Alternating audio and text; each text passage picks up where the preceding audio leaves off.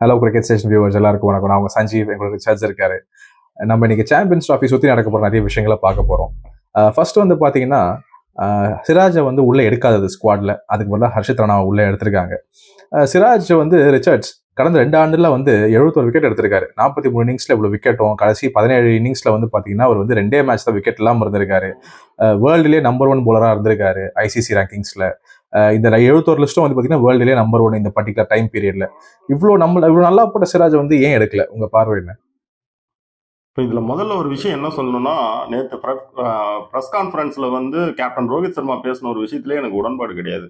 அதாவது சிராஜ் வந்து வேர்ல்டு பாலில் எஃபெக்டிவாக இல்லை, ஸோ நாங்கள் வந்து எடுக்கல அப்படின்னு சொல்லியிருந்தாரு. நீங்கள் எத்தனை ப்ரெஸ் கான்ஃபரன்ஸில் உள்ள வந்து நீங்கள் எல்லாத்தையும் அப்படியே ஓப்பனாக பேசிட்டு போயிருக்கீங்க. பொதுவாகவே வந்து இப்படி நடக்கக்கூடிய இடங்கள்லாம் சில விஷயங்கள் பட்டும் படாமலும் சொல்லிட்டு போகிறது தான். எல்லாமே டீமுக்குள்ளே இருக்கிற எல்லா விஷயத்தையும் பேச போகிறது கிடையாது. உங்களுக்காக ஆப்னன்ட் டீம் சைக்காலஜிக்கலாக அட்டாக் பண்ணுற வரைக்கும் இறங்கி செய்கிற ஒரு பிளேயர். நீங்கள் சிராஜிக்கிட்ட என்ன உண்மையோ அதை பேசியிருக்கலாம். அங்கே வந்து அப்படி ஒரு காரணத்தை அவர் வந்து வேர்ல்டு பாலில் எஃபெக்டிவாக இல்லை, அதான் இல்லைன்னு சொல்கிறது வந்து எனக்கு ஒன்றும் சரியாக படல.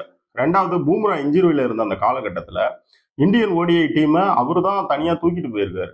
சிராஜ் தான். நீங்கள் ஆசியா கப் வரைக்குமே நீங்கள் கடைசியாக போய் பார்த்தீங்கன்னா ஒரு பயங்கரமான எஃபெக்டிவான பவுலராக இருந்திருக்கிறாரு. நெக்ஸ்ட் வந்து கடந்த 2 வருடங்களில் பார்த்தீங்கன்னா ஓடிஐ செட்டப்பில் அதிக விக்கெட் எடுத்த வேர்ல்டுலேயே ஒரு பவுலர் அவர் தான். நெக்ஸ்ட் அதே காலகட்டத்தில் அவர் ஐசிசி ரேங்கிங்கில் ஓடிஐ நம்பர் 1 பவுலராகவும் இருந்திருக்காரு. இப்படி எல்லா புள்ளி விவரங்களுமே அவர் திரும்ப பேக் பண்ணுறதுக்கு ஒரு எப்படி இருக்குதுன்னா ஒரு சப்போர்ட்டிவாக இருக்கு. இங்கே அப்படியே திரும்பி பார்த்தா இங்கிலாந்து ஓடிஐ சீரீஸ்க்கு வந்து நீங்க பும்ரா இல்லைன்னா ஹர்ஷித் ராணான்னு அந்த இடத்துல வச்சிருக்கிறீங்க. ஹர்ஷித் ராணாவை அவர் தான் அந்த முதல் 2 மேட்ச் விளையாடுவாரு அப்படிங்கிற மாதிரி இருக்குது. அப்ப நீங்க இது மூலமா என்ன சொல்ல வரீங்க அப்படின்னு பாத்தீங்கன்னா, எங்களுக்கு வந்து பும்ரா கிடைக்கலன்னா நாங்க ஹர்ஷ்தீப்பை வச்சு விளையாடுவோம், பேக்கப்பா நாங்க ஹர்ஷித் ராணாவை எடுத்துட்டு போவோம் அப்படின்னு தான் இது மூலமா நீங்க சொல்ற மெசேஜ். அப்ப இந்த ஹர்ஷித் ராணாவுக்கு அப்படி என்ன புள்ளி விவரங்கள் டொமஸ்டிக்ல இருக்கு? ஓடிஐ ஃபார்மேட்ல அதான் லிஸ்ட் எவ்வளவு என்ன இருக்கு? இல்ல நீங்க ரெட் பால் அந்தபடி எது வேணாலும் எடுத்துக்கோங்க. அப்படி என்ன புள்ளி விவரம் இருக்கு? ஆனா திரும்பி பார்த்தா நீங்களும் நானும் சொன்ன எல்லா புள்ளி விவரங்களும் இவர்கிட்ட இருக்கு, சிராஜ் கிட்ட இருக்கு. நானே உங்களை கேட்கறேன், நீங்க இந்த 2 பேர்ல யாரை வந்து ஒரு சீனியர் ஃபாஸ்ட் பவுலர் இன்ஜுரி வேணா கொண்டு போவீங்க? கண்டிப்பா சிராஜ் தாங்க. சீனியர் பவுலர், ஸ்டாட்ஸ், பெர்ஃபார்மன்ஸ் எல்லாமே பேசுதே அவர் பக்கம். அவ்வளவுதான். இதுல வந்து ரொம்ப பெருசாலாம் போக தேவையில்ல. இப்ப இதெல்லாம் நடக்கிறப்ப பாக்குறப்பதான் நமக்கு எப்படி இருக்குன்னு பாத்தீங்கன்னா, எல்லாரும் கேட்கற மாதிரி நாமளும் கேட்க வேண்டிய இடத்துக்கு வந்துடும். அது என்னன்னா கம்பீர் கோட்டாவா அப்படிங்கிற ஒரு இடத்துக்கு நம்ம வரோம். இது வந்து எனக்கு ஹர்ஷித் ராணா அப்படிங்கிறது வந்து எனக்கு உடன்பாடு இல்லை. ஏன்னு கேட்டீங்கன்னா, அப்படி அவர்கிட்ட என்ன இருக்கு? நீங்க என்ன பாத்தீங்க? ஏதாவது ஸ்டாட்ஸ் இருக்கா? இல்ல பக்கமா ஏதாவது செஞ்சிருக்காரா? இல்ல சிராஜ் கிட்ட அப்படி என்னத்தை நீங்க மிஸ் பண்ணீங்க? இப்ப விராட் கோலி வந்து திரும்ப வந்துருவாரு அப்படின்னு நம்ம ஏன் நம்புறோம்? ரோஹித் சர்மா திரும்ப ஃபார்முக்கு வந்துருவாருன்னு ஏன் நம்புறோம்? அவங்க கடந்த கால செயல்பாட்டுல இருந்து தானே நம்புறோம். அதை ஒரு பேட்ஸ்மேனுக்கு தர முடிஞ்சவங்களால வந்து சிராஜ் மாதிரி ஒரு பவுலருக்கு தர முடியாதா? ஏன்னா அவரு கடந்த காலங்களில் நல்லா தானே செஞ்சிருக்காரு. இது கிரிக்கெட்டே ஒரு பேட்ஸ்மேன் கேமுங்க. அடுத்து இன்னொரு பக்கம் போய் பாத்தீங்கன்னா, நீங்க இந்த முகேஷ் குமார்னு ஒரு பவுலர் ட்ரை பண்ணிட்டு இருந்தீங்க. இப்ப அவர் என்ன ஆனாரு? அது ஒரு கொஸ்டின் இருக்கு. ஸோ எனக்கு வந்து அந்த இடத்துல ஹர்ஷித் ராணாங்கிறது வந்து ஒரு முக்கியமான கேள்வி. நீங்க யாரையாவது கொண்டு வரீங்கன்னா கூட சரி, சிராஜ்கிட்ட ஏதோ ஒரு ப்ராப்ளம் இருக்கு, அவர் வேர்ல்டு பால்ல சரியில்லைன்னா கூட அவர் திரும்ப வந்துருவார். இந்த ஐபிஎல் முடிஞ்சதுமே பாருங்க, மறுபடியும் அந்த செட்டப்புக்குள்ள வந்துருவார். ஓகே ஓகே ஓகே சரி ரிச்சர்ட்ஸ், இந்த ஒரு பாயிண்ட் இருக்கட்டும். அடுத்த ஒரு முக்கியமான பாயிண்ட் வந்து பார்த்தீங்கன்னா, நம்ம விக்கெட் கீப்பர் செலெக்ஷனுக்கு போவோம். சாம்சனை ஏன் எடுக்கல அப்படின்ற ஒரு பேசும் பொருள் போயிட்டு இருக்கு. ஆனால் அதில் வந்து பார்த்தீங்கன்னா, இப்போ அவர் விஜய் ஹசாரேவே ஆடல அப்படின்னு ஒன்று இருக்கு. பட் சாம்சனுக்கும் கேரளா கிரிக்கெட் அசோசியேஷனுக்கும் ஒரு பிரச்சனை ஒன்று போயிட்டு இருக்கு. அவர் ஏதோ வந்து அவர் பேரை கொடுக்கல, அவர் வெளில வந்துட்டாரு. இந்த மொத்த கதையை கொஞ்சம் சொல்லுங்க, ஏன் எடுக்கல அந்த மொத்தத்தையும் கொஞ்சம் சொல்லுங்க, கேட்போம். இப்போ வந்து ரிஷப் பண்டா இல்லை வந்து பார்த்தீங்கன்னா சஞ்சு சாம்சனா அப்படின்னு போயிட்டு இருக்கிற ஒரு விவகாரத்தில் வந்து பார்த்தீங்கன்னா, அவர் விஜய் ஹசாரே டிராஃபி விளையாடல, அதனால தான் அவரை வந்து செலக்ட் பண்ணலங்கிற பேச்சே அங்கே கிடையாது. அதாவது இந்தியன் டீம் செலெக்ஷன்ல கிடையாது. எங்களுக்கு ரிஷப் பண்ட் தான் வேணும்னு சொல்லி அகர்கரும் கேப்டனுமே போயிருக்காங்க. புரியுதுங்களா? அங்க சஞ்சு சாம்சனை வந்து அவங்க வந்து வேணான்னு தான் சொல்லியிருக்காங்க. அடுத்து நீங்க இப்படியே கேரளா பக்கம் வந்தீங்கன்னா, இப்ப ஓடிஐ ஃபார்மேட்ல டொமஸ்டிக்ல நடந்த இந்த விஜய் ஹசாரே டிராஃபிக்கு ஒரு 30 பேர் கொண்ட ஒரு ஸ்குவாடை வந்து அவங்க அனௌன்ஸ் பண்ணி அதுல இருந்து ஒரு பயிற்சி முகாம் வந்து கொண்டு வந்தாங்க. யாரு? கேரளா கிரிக்கெட் போர்டு கொண்டு வந்தாங்க. அப்ப வந்து அந்த கேரள கிரிக்கெட் போர்டோடைய அந்த தலைவருக்கு வந்து ஜேஎஸ் ஜார்ஜ், அவருக்கு வந்து நம்ம சஞ்சு சாம்சன் வந்து ஒற்றை வரியில ஒரு மெசேஜ் அனுப்புனாராம். அது என்ன மெசேஜ்னா, நான் கலந்துக்க முடியாது அப்படின்ட்டு. அப்ப அவர் உடனே என்ன பண்ணிருக்காரு, கொஞ்சம் முன்னாடி போய் அடுத்து என்ன பண்ணிட்டாங்க, சஞ்சு சாம்சன் இல்லாமே ஒரு டீமை வந்து அனௌன்ஸ் பண்ணிட்டாங்க. அனௌன்ஸ் பண்ண பின்னாடி அவர் என்ன பண்றாரு, நான் வந்து டீம் செலெக்ஷனுக்கு வரேன், நான் தயாரா இருக்கிறேன் அப்படின்னு இன்னொரு மெசேஜ் அனுப்புறாரு. இன்னைக்கு வந்து அவரு மொத்தமா கேரளாவில் எடுத்துக்கிட்டீங்கன்னா, நீங்க விஜயசாரை டிராஃபிக்கு ஈகோவால சஞ்சு சாம்சனை செலக்ட் பண்ணாத காரணத்தினாலதான் இப்ப சாம்பியன்ஸ் டிராஃபிக்கு செலக்ட் பண்ணல அப்படின்னு போயிட்டு இருக்கு. இப்ப எம்பி சசி தரூர் கூட அதை பத்தி எல்லாம் கொஞ்சம் காட்டமா பேசியிருந்தாரு. சோ இந்த மாதிரி மேட்டர் சீரியஸ் ஆனதும் இப்ப வந்து ஜெயேஷ் ஜார்ஜ் வந்து வெளியே வந்து, அதாவது கேரளா போர்டு அந்த கிரிக்கெட் போர்டோட தலைவர் வெளியே வந்து என்ன சொல்றாரு அப்படின்னா, இங்க பாருங்க, நீங்க வந்து கேரளா டீமுக்கு விளையாடணும்னா நீங்க நினைச்சபடி எல்லாம் விளையாட முடியாது, அதுக்குன்னு ஒரு கொள்கை மதிப்பு எல்லாமே இருக்கு. சோ நீங்க வந்து இதெல்லாம் ஃபாலோ பண்ணி தான் வந்து விளையாட முடியும், எனக்கு ஒரே ஒரு வார்த்தையில நான் வர முடியாதுன்னு மெசேஜ் அனுப்புறாரு. இதை எப்படி நான் ஒத்துக்க முடியும், அது முடியாது. அடுத்து வந்து நாங்க டீம் அனௌன்ஸ் பண்ணதும் அவர் உடனே நான் வரேன் அப்படிங்கிறாரு. இதே நீங்க வந்து கேரளா டீமுக்கு உங்களை செலெக்ஷன் பண்ண காரணத்தினாலதான் நீங்க இன்னைக்கு இந்தியன் டீமுக்கே போய் விளையாடுறீங்க அப்படின்னு சொல்றாரு. அப்ப நீங்க கேரளா டீமுக்கு விளையாடுறதுக்குன்னு சில ரூல்ஸ் இல்லையா, நீங்க எப்ப தோணுமோ அப்ப விளையாடுவீங்க, எப்ப வேணுமோ என்னமோ பண்ணுவீங்க, அப்படிலாம் வந்து ஏத்துக்க முடியாது. நெக்ஸ்ட் ஒன்னு, நாங்க வந்து விஜயசாரை டிராஃபில வந்து செலெக்ஷன் பண்ணாத காரணத்தினாலதான் அவர் இந்தியனுடைய சாம்பியன்ஸ் டிராஃபி ஸ்குவாட்ல செலெக்ஷன் பண்ணலங்கிறதெல்லாம் கிடையாது அப்படின்ட்டாரு. உண்மையா தான் செஞ்சு அவங்க வந்து அகர்கர் அண்ட் ரோஹித் வந்து அவங்க ரிஷப் பண்ட் தான் வேணும்னு போறாங்க, புரியுதுங்களா? அப்போ இது வந்து ரெண்டு வேற வேற விஷயங்கள். இது வந்து என்னன்னு கேட்டீங்கன்னா, இதை தூக்கி இது மேல போடுறாங்க. அதாவது வந்து இந்த கேரளா கிரிக்கெட் போர்டு மேல ஒரு பிரஷர் வந்து அந்த கேரளாவில் இருக்கிறவங்களே போடுறாங்க, புரியுதுங்களா? அதுதான் வந்து இதுல இருக்கிற உண்மை. இப்ப சஞ்சு சாம்சன் வந்து இந்தியன் செலெக்ஷன் கமிட்டி விரும்பாததுக்கு கேரளா கிரிக்கெட் போர்டு என்ன செய்ய முடியும்? இவரு ப்ராப்பரா நீ கேப்டனா இரு, யாரா இரு, உனக்கு வந்து ஒரு முகாம் ஒண்ணு செட் பண்றாங்க பிராக்டிஸ் இதுக்கு, நீ போகணும், நீ கலந்துக்கணும், நீ ஃப்ரீயா இருந்தா போகணும். இப்ப இதே தானே பிசிசியும் சொல்லுது, காயம் இல்லாம இருந்தியா இந்தியன் டீமுக்கு விளையாடாம இருந்தாலும் நீ நேரா வந்து டொமஸ்டிக் விளையாடுன்னு தானே சொல்லுது. அததானே கேரளா கிரிக்கெட் போர்டும் சொல்லுது. பிரச்சனை கரெக்ட். உங்க பாயிண்ட் இதுல புரிஞ்சிருச்சு. இப்போ இது ஓகே ரிச்சர்ட்ஸ், இந்த பார்ட் வந்து நம்ம கிளாரிஃபை பண்ணிட்டீங்க. அடுத்து நம்ம இப்போ துபாயில நடக்க போற இந்தியாவோட மேட்சஸ் சாம்பியன்ஸ் டிராஃபி அதையும் நம்ம வந்து பேசுவோம்.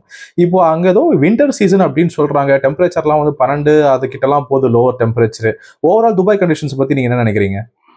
அதாவது நம்ம பார்த்த வரைக்கும் டிசம்பர்ல இருந்து மார்ச் வரைக்கும் அங்க வின்டர் சீசன் அப்படிங்கிறது தான் சொல்லப்படுது, ஓகேங்களா? ரெண்டாவது வந்து நைட்ல வந்து பாத்தீங்கன்னா 12 டிகிரி வரைக்கும் போறதுக்கு சான்சஸ் இருக்குன்னு சொல்றாங்க.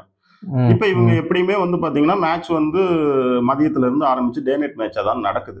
அப்போ வந்து ஒரு எப்படின்னா இதை எப்படி புரிஞ்சுக்கணும் அப்படின்னா, அந்த காற்றின் ஈரப்பதம் அப்படிங்கிற மாதிரி சொல்ற அந்த டியூலாம் இல்ல. இது வந்து எப்படின்னா நம்ம வழக்கமா இந்த மார்கழி தையில நம்ம பாக்குறோம் பாத்தீங்களா ஒரு பனி, இந்த பனியே வர்றதுக்கு இயல்பான இதுக்கு தான் அங்க அதிக வாய்ப்பு இருக்கு. அப்ப என்ன ஆகும்னு கேட்டீங்கன்னா, மேட்ச் வந்து ஒன் சைடா தான் போகும். ஒன் சைடு மீன்ஸ் வந்து டாஸ் யார் வின் பண்ணி செகண்ட் பேட்டிங் சூஸ் பண்றாங்களோ அவங்க அந்த டீம் தான் ஜெயிக்கும் அப்படிங்கிற மாதிரி இருக்கு. இது வந்து டாஸ் ஒரு 50 ஓவர் கேம், ஒரு பெரிய கேம். அதுல நீங்க வந்து அது டாஸே முடிவு பண்ணிடும்னா எனக்கு இந்த சாம்பியன்ஸ் டிராஃபியை பத்தி ஒரு சுவாரஸ்யமே ரொம்ப கம்மியா இருக்கு. நெக்ஸ்ட் நீங்க முக்கியமா நோட் பண்ணது வந்து இந்தியன் மேட்சஸ்க்கு மட்டும் தான் இப்படி. புரியல? இல்ல இந்தியன் மேட்சஸ்க்கு மட்டும் தான் இப்படி, அது மட்டும் தான் துபாயில நடக்குது, மீதியெல்லாம் பாகிஸ்தான்ல நடக்குது, அதுக்கு சொல்ல இல்ல. நம்ம இன்னொன்னு கேட்டீங்கன்னா, பாகிஸ்தான்ல என்ன கண்டிஷன் நமக்கு தெரியாது, ஓகேங்களா? அதோடைய வெதர் வந்து நமக்கு தெரியல. என்ன பொறுத்த வரைக்கும் இன்னொன்னு நீங்க எடுத்துக்கிட்டீங்கன்னா செஞ்சு இதுலயே யோசிங்க. ஒரு டியூ கண்டிஷனு, நீங்க செகண்ட் வந்து டியூ வரப்ப நீங்க பவுலிங் பண்றீங்க அப்படின்னா உங்க டீம்ல வந்து 3 ஃபிங்கர் ஸ்பின்னர் இருக்காங்க. நீங்க எடுத்திருக்கிற இந்த செட்டப்புக்கு 2 பேரை தூக்கிட்டு போவீங்க அப்படின்னா பந்து வந்து கொஞ்சம் ஹார்டா, அதாவது ஓடி பனியில வந்து அப்படியே தேஞ்சி ஒரு ஸ்பாஞ்சா மாறுறதுக்கு முன்னாடி நீங்க பந்து ஹார்டா இருக்கிறப்பதான் வந்து ஃபிங்கர் ஸ்பின்னருக்கு அங்க வேலை இருக்கு, கொஞ்சம் பந்தை கிரிப் பண்ணி போட முடியும். அதுக்கப்புறம் வந்து பந்து வந்து கொஞ்சம் ஈரமான பின்னாடி உங்களோட ரிஸ்ட் ஸ்பின்னர் தான் உள்ள வருவார். இது நிறைய கசமுசான்னு இதுக்குள்ள நிறைய பிரச்சனை இருக்குது. அதனாலதான் நம்ம என்ன சொல்லியிருந்தோம்னா, அந்த 8வது பொசிஷனை ஒரு ஸ்பின் ஆல்ரவுண்டருக்கு தருவீங்களா இல்ல ஒரு மீடியம் ஃபாஸ்ட் ஆல்ரவுண்டருக்கு தருவீங்களான்னா நம்ம பேசியிருந்தோம். அவங்க நாங்க ஸ்பின் ஆல்ரவுண்டருக்கு தான் தருவோம்னு போயிருக்காங்க. அப்புறம் டாஸ் ஓரியன்டா இருக்கு. இப்போ அந்த கண்டிஷன் ஸ்பெசிஃபிக்காவே நம்ம பேசுவோம். நீங்க வந்து ஆல்ரெடி சொன்ன மாதிரி, இப்போ நீங்க சொன்ன மாதிரி 4 ஸ்பின்னர்ஸோட போயிருக்காங்க, ஒரு ஸ்பின்னிங் ஆல்ரவுண்டர் எல்லாம் வச்சு. ஆனா வந்து ஃபாஸ்ட் பவுலர்ஸ் 3 பேர் தான் இருக்காங்க. இந்த பேலன்ஸை பத்தி நீங்க என்ன நினைக்கிறீங்க? இவங்க நிதிஷ்குமாருக்கு போயிருக்குமோ நம்ம ஏற்கனவே சொன்ன மாதிரி இந்த கண்டிஷன் எல்லாம் பார்த்து? இப்ப என்ன பொறுத்த வரைக்கும் என்னன்னு கேட்டீங்கன்னா, ஒரு பிளாட் ட்ராக், அப்புறமேல இன்னொரு பக்கம் நீங்க பாத்தீங்கன்னா ஒரு மாதிரி டியூ வரும். அப்படிங்கிறப்ப நீங்க வந்து பெரும்பாலும் அது வாஷிங்டன் சுந்தர் அண்ட் அக்ஷர் படேலோ இல்ல வாஷிங்டன் சுந்தர் ரவீந்திர ஜடேஜாவோ இல்ல அவங்க 2 பேரோ எப்படினாலுமே பாத்தீங்கன்னா 2 ஃபிங்கர் ஸ்பின்னரை வச்சுதான் நீங்க விளையாட போறீங்கன்றது உறுதி. அப்புறம் உங்களுக்கு குல்தீப் வந்து ஒரு ஸ்பின்னர் வருவாரு. இப்ப நாம என்ன சொல்றோம்னா, ஒரு பிளாட் ட்ராக்கு ஒரு டியூல போய் சிக்கிறதுக்கான உங்களுக்கு சான்ஸ் இருக்கிறப்ப உங்களுக்கு உங்க டீம்ல வந்து 2 ரிஸ்ட் ஸ்பின்னர் இருக்கிறது, அதாவது 2 ஃபிங்கர் ஸ்பின்னர் இருக்கிறது வந்து உங்களுக்கு எஃபெக்டிவா இருக்குமா? ஏன்னா பந்து வந்து தரையில ஓடி பனியில ஓடி ஒரு மாதிரி ஸ்பாஞ்ச் மாதிரி ஸ்பாஞ்ச் மாதிரி ஆயிடும். கரெக்ட். உங்களால அதுக்கு மேல பந்தை கிரிப் பண்ண முடியாது. அதாவது ஃபிங்கர் ஸ்பின்னருங்களுக்கு வந்து பந்தை கிரிப் பண்ணி தான் போட்டாகணும். பந்தை பிடிக்க முடியாது, உங்களால நல்லா கிரிப்பா பிடிக்க முடியாது. அதே ரிஸ்ட் ஸ்பின்னருக்கு ஒரு அளவுக்கு இருக்கும், அவங்க பின்னாடி ரோல்ல வருவாங்க. அப்படி இருக்கிறப்ப நீங்க 2 ஃபிங்கர் ஸ்பின்னரை வச்சு எப்படி ஓட்டுவீங்க, எப்படி ஓவர் ரொட்டேஷன் பண்ணுவீங்க? அதுக்கு தான் நம்ம ஃபர்ஸ்ட் நம்ம ப்ரீவியூல சொல்லியிருந்தோம், உங்களுக்கு ஞாபகம் இருக்கும்னு நினைக்கிறேன். அப்ப அந்த இடத்துக்கு நம்பர் 8க்கு நீங்க ஒரு நிதிஷ்குமார் ரெட்டியை மாதிரி யாரையாவது கொண்டு வந்திருக்கலாம். உங்களுக்கு அது ஒரு மாதிரி எஃபெக்டிவா இருக்கும். அவர் கொஞ்சம் குயிக்காவும் ஸ்கோர் பண்ணுவாரு. துபாயில ஃபர்ஸ்ட் பேட்டிங் பண்ணி வின்னிங் பண்ணுனா இருக்கிற ஒரே ஒரு மந்திரம் சிஎஸ்கே மந்திரம் தான். முதல்ல இறங்கி நிறைய அவங்க அங்கதான் காமிச்சிட்டு வந்தாங்க, நீங்க நிறைய எக்ஸ்ட்ரா அடிச்சுட்டு வந்துருங்க. ஆமா, அந்த எக்ஸ்ட்ரா அடிக்கிற ரன்ஸை வச்சு நம்ம ஏதாவது இங்க பண்ண முடியுமான்னு பாப்போம்னு சொன்னது. டியூ வந்தா என்ன நடக்கணும் நம்ம மக்களுக்கு எளிமையா சொல்லணும்னா ரொம்ப சிம்பிள். வேர்ல்டு கப் 2023 ஓடிய வேர்ல்டு கப் என்ன நடந்துச்சுன்னு பாருங்க, பார்த்தாலே புரியும். எக்ஸாக்ட்லி. ஷூர் ரிச்சர்ட்ஸ், நம்ம நிறைய பார்த்துட்டு உங்களுக்கு வேற ஏதாவது பாயிண்ட்ஸ் சாம்பியன்ஸ் ட்ராஃபி பத்தி பேசுறது இருக்குங்களா? இல்ல, நம்ம வந்து இவங்களுக்கு சுத்தி இங்க என்ன பிரச்சனை போயிட்டு இருக்குதுன்னு நம்ம வியூவர்ஸுக்கு சொல்றதுக்காக தான் நம்ம இன்னைக்கு வந்தோம். ஆக்சுவலி நேத்தே ஸ்குவாட பத்தி நம்ம பேசிட்டோம். ஸ்குவாட பொறுத்த வரைக்குமே எனக்கு ஓவராலா எடுத்த எல்லாருமே வந்து சரியானவங்க. நேத்தே நம்ம அதான சொன்னோம், டிசர்வ் அதான். புரியுதுங்களா? நாம இப்ப சொன்னது என்னன்னு கேட்டீங்கன்னா, இந்த பக்கம் திரும்பி நீங்க பாத்தீங்கன்னா ஹர்ஷித் ராணாவை வச்சுட்டு நீங்க சிராஜை வெளியே விட்டுருவீங்க இங்கிலாந்து சீரீஸ்ல அப்படிங்கறத நம்ம வந்து, ஏன்னா நேற்று நம்ம வந்து இங்கிலாண்டோடைய அந்த ஓடிஐ ஸ்குவாடுக்கு நம்ம வந்து இந்தியன் ஸ்குவாடை பத்தி பேசல, அது சரியில்லை. சிராஜை நீங்க வந்து கொண்டு போனது சரியில்லை. ரெண்டாவது சிராஜை பத்தி பிரஸ் கான்ஃபரன்ஸ்ல கொஞ்சம் அப்படி சொன்னதுமே நமக்கு செட் ஆகல அப்படின்னு சொல்றோம். சஞ்சு சாம்சன் விஷயத்துல என்னன்னு கேட்டீங்கன்னா, அவரை கேரளா கிரிக்கெட் போர்டு விளையாட வைக்காததால கிடையாது, இங்க இருக்கிற இந்த குரூப்பே அவர் வேணான்னு முடிவு பண்ணிட்டாங்க. அது ஒண்ணு. ரெண்டாவது வந்து துபாய் கண்டிஷனை பொறுத்த வரைக்கும் நான் இப்பயே நம்ம வியூவர்ஸ்க்கு ஒன்று சொல்லிடுறேன், இது அவ்வளவு ஒரு இன்ட்ரெஸ்டிங்கான சாம்பியன்ஸ் டிராஃபியா இந்தியன் ஃபேன்ஸுக்கு இருக்குமான்லாம் தெரியாது. ஏன் தெரியாதுன்னா, டாஸ் வின் பண்றவங்க மேட்ச் ஜெயிப்பாங்க அப்படின்னா அங்க என்ன உங்களுக்கு பெருசா இருந்துற போகுது. பாதி பேர் அப்படியே பாக்குறாங்க, நம்ம டாஸ் ஜெயிச்சு சேசிங் எடுத்தா ரோஹித் சர்மா செஞ்சுரி போறாரா இல்ல கோலி செஞ்சுரி போறாரா பாப்பாங்க. அப்படி கிடையாது, டாஸ் வின் பண்ணணுமே அதுக்கு. இல்ல வின் பண்ணிட்டா அது எக்ஸைட்டிங்கா போகல. சேசிங்ல வந்து யார் நல்லா அடிக்கிறாங்க, 2 பேருமே செஞ்சுரி போட நிறைய சான்ஸ் இருக்கு. ரெண்டாவது வந்து துபாயில போய் விளையாடுறதுக்கு சில காரணங்கள் இருக்குது. வேற எங்கேயாவது விளையாண்டுருக்கலாம், அதுக்கு ஏதாவது ட்ரை பண்ணி பார்த்துருக்கலாம். இல்ல வந்து இவங்க விளையாடுற மேட்ச் ஏதாவது வந்து பாத்தீங்கன்னா டியூ வராம கொஞ்சம் மாதிரி ஈக்குவலான சேலஞ்சஸ் இருக்கிற மாதிரி பகல்ல விளையாடுறதுக்கு ஏதாவது ஒன்று ட்ரை பண்ணி பார்த்துருக்கலாம்.